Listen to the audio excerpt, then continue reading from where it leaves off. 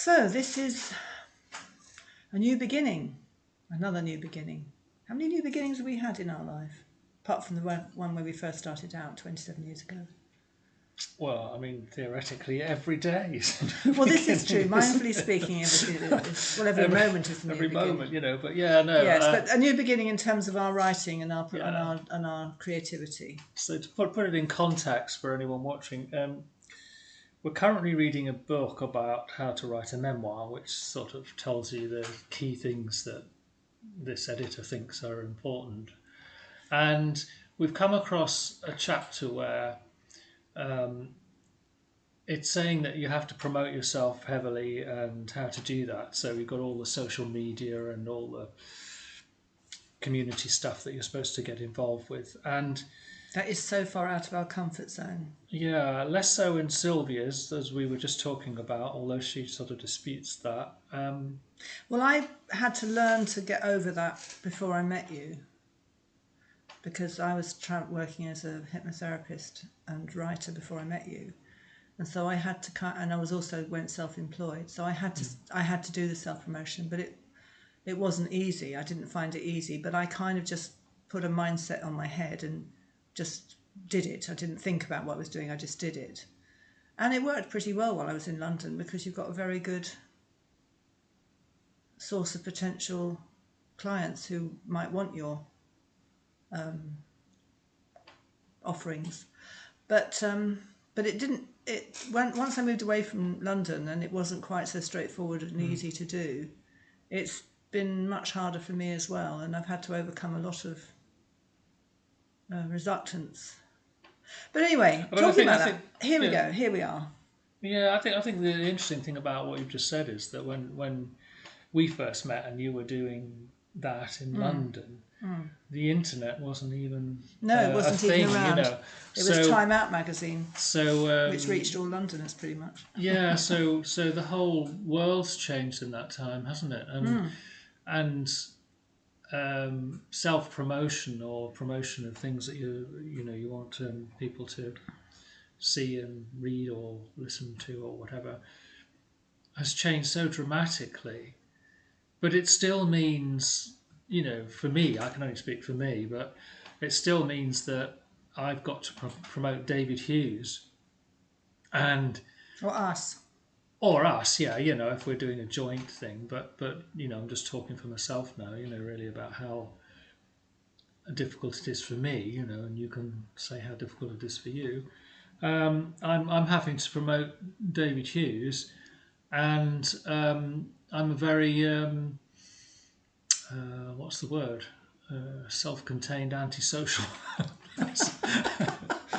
I like people. The irony is I like people on an individual basis. I really do. I like talking to people. We've got some great friends. We've got some great friends. You're great with them. But when it comes to going, oh, look how great I am, or how good this book is, or how good my music is, it just sort of doesn't feel good to me, and I've really got to talk this through, which is what we're doing. So I don't know how you feel about that, promoting yourself. We've both had to overcome a lot of very negative childhood influences of exactly this nature, that we were never made to feel any good or have any value, either of us, through school and at home and everything. It was sort of seen as boastful or bragging or negative to self-promote in any way at all. And we both had to overcome that massively, and it's hard. And then you have imposter syndrome, where you think that nothing you do can be good enough. But over the 70 odd years that I've been here on this planet, and certainly the last 30 years or so since I've been actively writing and teaching mindfulness, 30 plus years teaching mindfulness and meditation, and actively pursuing a life in these areas, I realised that actually you can't please everybody all the time, but actually a lot of people do like what you and I both produce. We may not be the highest literary writers in the world, we may not be the most astonishing of anything, but what we do is good and it's solid, and it comes from a place of heart. It comes from a place of integrity and honesty and caring and love, and generosity and vulnerability as well. And I think that's what matters. That's what makes it worth sharing with other people who may either be encouraged to explore their own creativity or be lifted up by by what we've produced. You know, they might enjoy your book so much, they might be some of the essays that we've both written on mindfulness and our spiritual and emotional literacy practices. They may be inspired to kind of shift themselves in their own lives. I mean, you and I have come an enormous long way in the nearly 30 years that we've been together by looking at exactly these things. Well, yeah, but it's interesting, really, isn't it? That is it having faith in one's own work, or is it that there's a risk in putting it out? You know, that by putting your work out and saying, "Look at me," you know, "Look at this," that rejection will damage your ability to be creative in the future. You know, I think that's I mean that's one of the things that is quite worrying, I think, to people, which is that if you put your work out and it doesn't succeed, will it close you down? Because to me,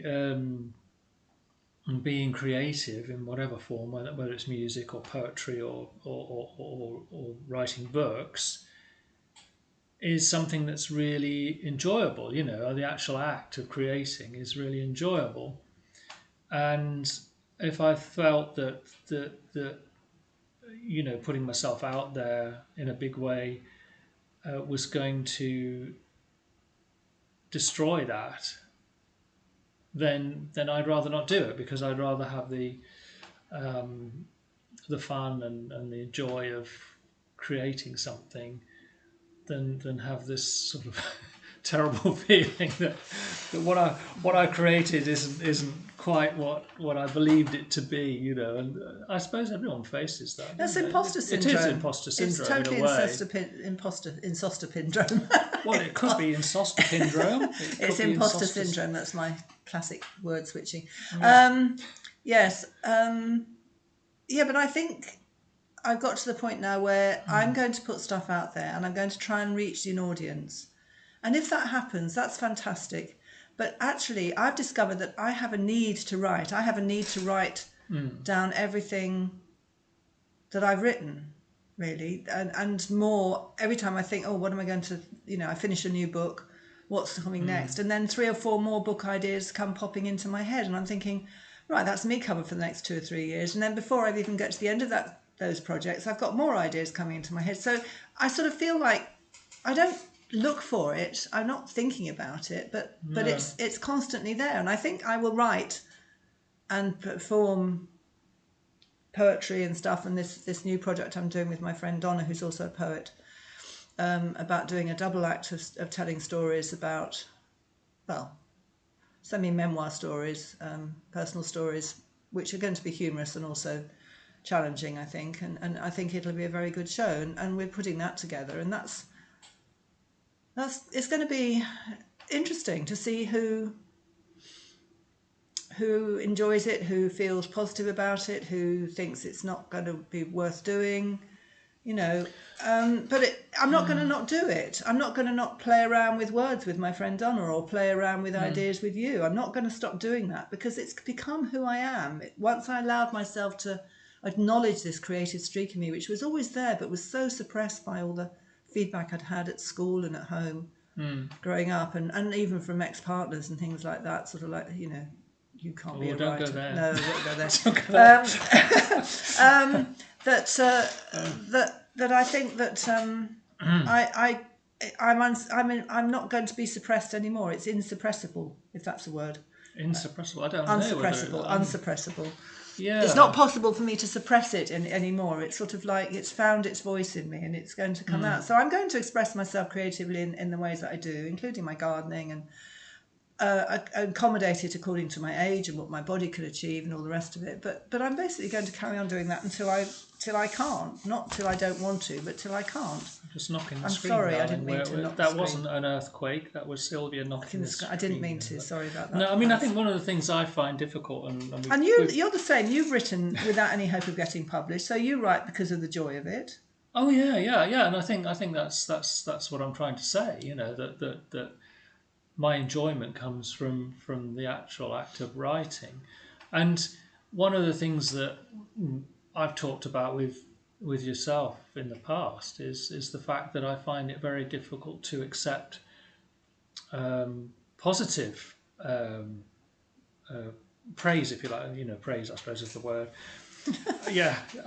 Yes, I was going to say positive feedback, but praise is more.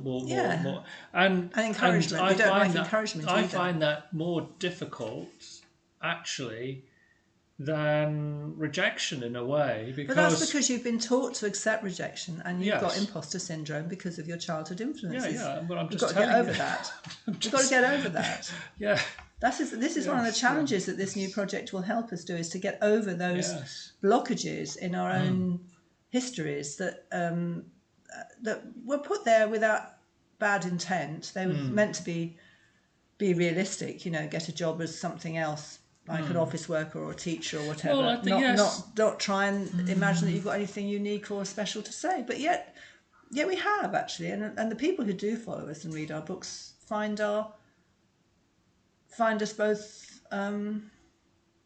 Well, I think we're both sincere in what we do. I think that's one of the things that you know, I sort of tell myself, which is that that whatever I do is sincere. You know, I'm not doing it for money, and I'm not doing it for, you know, fame and glory or whatever. I see it's a bit late for fame and glory. No, I don't want that either. No, actually, I don't want fame or infamy. I don't want any kind of anything sort of. But what is it? You see, then that raises the question of what is it that you do want? You know, I mean, I could say in terms of the pieces that I do on Medium, you know, which are to do with Buddhist practice, I want people to read those and for it to help them. Yes, well, that's how I feel about everything I write as well. That is easy for me. You know, I find that a lot easier than the fiction I write and things like that. And the same is true of the poetry that I write. If I write poetry or songs, yeah. Well, could get to that one because the music's slightly different, but I can't explain that at the moment. But poetry. You know, ironically, you know, that's putting myself out there in a big way, and yet because I know that comes from the heart, you know, I can accept that. You know, people either like them or they don't. But when you get to fiction, which I write, or memoir, which, you know, you write, you're then sort of getting into the realms of quality of writing, aren't you?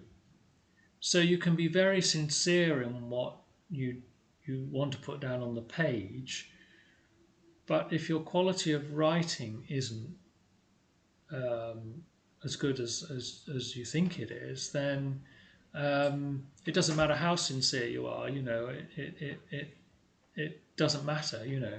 Well, I think writing. Do you know what I'm talking about? I do know what you're talking about. But I think the quality of our writing is actually good. I don't think it's excellent. I don't think it's best. I don't think we're highly literary writers or anything like that. But then what I don't want to be in that category, because I want to be an accessible writer. I want to write things that people can read and think, oh wow, yes, okay, I can relate to that, or I can understand that, or yes, I'll have more understanding about other people or myself or something like that, you know. And sometimes also just to give people a bit of a curiosity, a bit of a shock, a bit of a surprise, a bit of a not sure about that sort of thing, you know, like writing about the ghosts at Clatterford, for instance, at the Buddha House. A lot of people don't believe in ghosts, and yet the evidence was fairly strong there, and it's difficult because even though you're still sceptical and I'm not certain, but it was pretty pretty out there, and it never bothered us either. That was the other interesting thing, is it never bothered us. Living with them there, we were fine about it. But I think, what am I trying to say? I think it's this thing about, like everything else, you don't have to be the best, you have to be good enough. And I think we are more than good enough as writers. I've read a lot of people's writing that is nothing like as good as yours, and if I'm going to be honest, I don't think it's as good as mine as well. But I've read a lot of people's writing that's actually much better. It's yet there's room for everybody. There's a market for everybody. And if you're reading a book because you want to know the contents, you're not really going to sit there and criticize the literary skills or not. But we're both poets as well, and we both have a sort of poetic eye on life. And so a lot of our writing can be very descriptive and beautiful in its own way, and we have a rhythm. We both have a rhythm in our writing as well, and I think that's apparent in the way we write. But yes, I agree with you. My Medium articles on Mindfully Speaking are all about giving other people something that they can read and consider and contemplate and maybe help them in their lives. That's totally what it's about. It certainly isn't about the money. Because I don't make any, and nor do you. We just barely cover the cost of our subscriptions. But I had a thing this morning about that, about from Medium, about the American authorities wanting my tax return or something like that, And so I looked at it and I pressed all the buttons, making sure it was legit, and I think I earned $1.29 or something last year. I've got a big tax bill coming up. Yes, no, I realised that. But I think also the other thing with you is that you don't self-promote at all. I mean, I post articles into areas where I know people and I know that they're vaguely interested, and sometimes they read and sometimes they don't. But you don't do any of that, and I think that's what this new website, which is what we're launching here, is the start of you having to turn that round for yourself and at least do what I do. But I'm going to up my game as well, because there's no point in putting the time and effort and thought into writing these things. Although I do get a lot out of the writing. In fact, like the articles about mindfulness, I have to think really hard about what I want to say, and then write it. And often I'm teaching myself while I'm writing this article.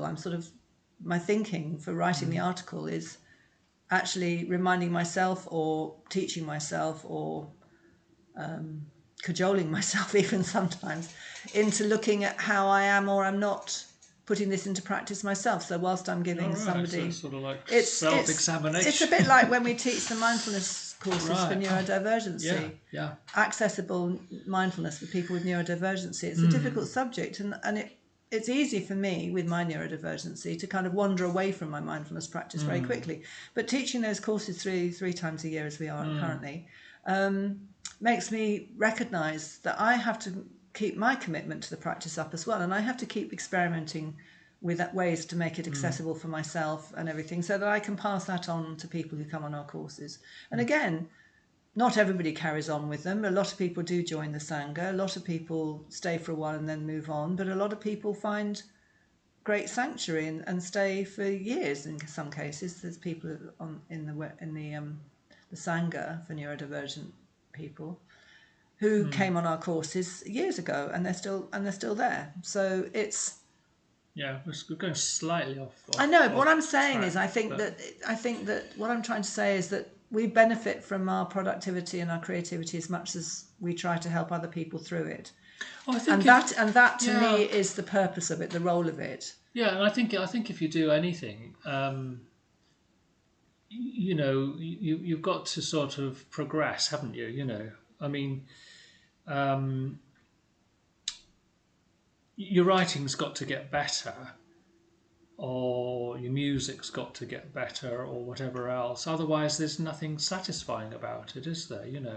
So what you're saying about reflecting on it, it's true of everything, really, isn't it? That you use all of the things you do. Well, if you don't do something, if you don't, not cynically. Yes, if you don't reflect on what you're doing and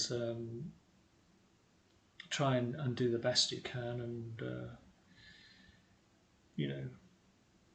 like me with editing. You know, I hate editing, as you know, and Well, I know, but they don't know out there. But anyway, now they do. I hate editing, you know. So anyone out there that wants to do my editing for me, you know, feel free. It's no, I yeah, but I am doing it, you know, Yeah, you are. which It's amazing. is interesting, you know, and I think it's important to. I saw a thing recently. Well, we actually sort of mentioned this when we were teaching, which is that one of the keys to happiness is having some form of what's the word? I don't know. No, I'm trying to think of the word actually, but basically, unless you put effort into something, then You don't get a you sense don't of get reward. anything back from it, you know. And I know that to some people that sounds crazy because they just want to do things and no Easy. effort. But if you don't put any effort into it, then when you've finished it, you know, it doesn't mean anything, you know. If things come easily, there's no Yeah, sense of yeah, achievement. Because yeah. when you complete a project like a book, and when I finish a book, I have a tremendous sense of wow, I actually wrote like 85,000 words there, plus where I wrote all the others that got discarded and the number that got edited and all the rest of it.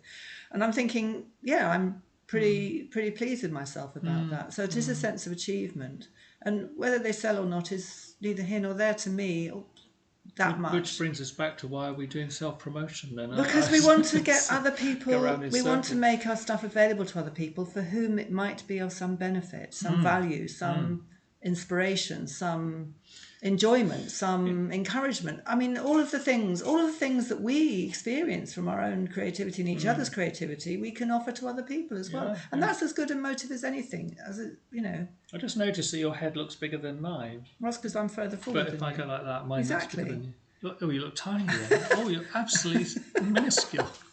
Yeah, David. Well, I'm back there. Yeah, just sit normally. Anyway, we've been talking for about 22 minutes now. Oh yes, so we have. And if you've been listening, We do ramble. Then you could have had something better to do in your lives. But But hopefully you'll actually come back and hear us ramble on a bit like this about a few other things in the future. But in the meantime, please do follow our blog and please do follow our new website and have a look at what we have to offer and let us know really. And we look forward to interacting with you at some point in the future if you would like that. But if not, never mind. And I hope you find something else that you're looking for that suits you better. Okay, bye. Say bye. oh, bye bye.